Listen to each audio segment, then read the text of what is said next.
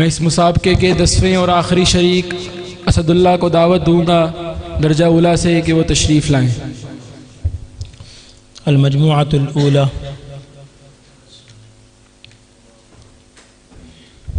روایت نمبر 20۔ ما اکل احد طعاما، عن المقدام رضی اللہ عنہ قال قال رسول اللہ صلی اللہ علیہ وسلم ما اکل احد طعاما قط خیرا من ان یأکل من عمل یده وان نبی اللہ داود علیہ السلام کان یأکل من عمل یده۔ ترجمہ کریں۔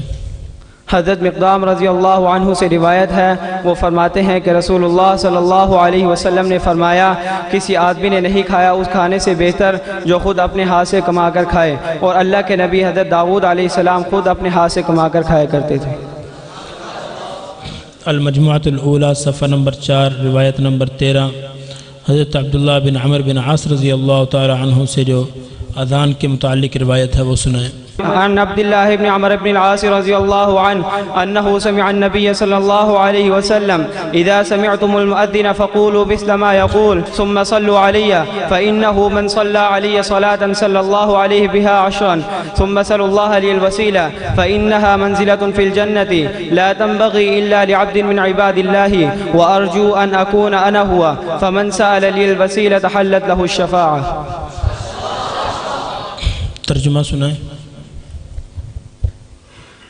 حضرت عبداللہ بن عمر بن عاص رضی اللہ عنہ سے روایت ہے، وہ فرماتے ہیں کہ رسول اللہ صلی اللہ علیہ وسلم نے فرمایا جب تم مؤذن کو سنو تو اسی طرح کہو جس طرح وہ کہتا ہے، پھر مجھ پر ایک مرتبہ درود بھیجو، پس جو شخص مجھ پر ایک مرتبہ درود بھیجتا ہے اللہ تعالیٰ اس کے لیے 10 رحمتیں اللہ تعالیٰ اس پر 10 رحمتیں نازل فرماتا ہے، اور پھر میرے لیے وسیلے کی دعا مانگو، اور جو کہ جنت میں ایک مقام ہے اور بندگان الہی میں سے کسی ایک کے لیے ہے، اور امید کرتا ہوں کہ میں وہی ہوں، اور جس نے میرے لیے وسیلے کی دعا مانگی اس کے لیے میری شفاعت حلال ہو گئی۔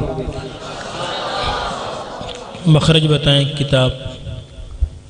رواہ البخاری۔ صفائی کے متعلق جو روایت ہے وہ مکمل روایت سنیں۔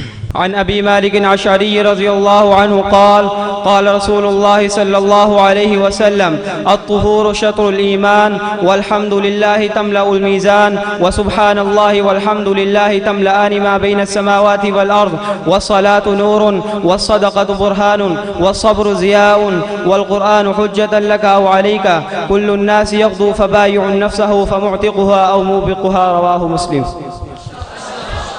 جزاک اللہ۔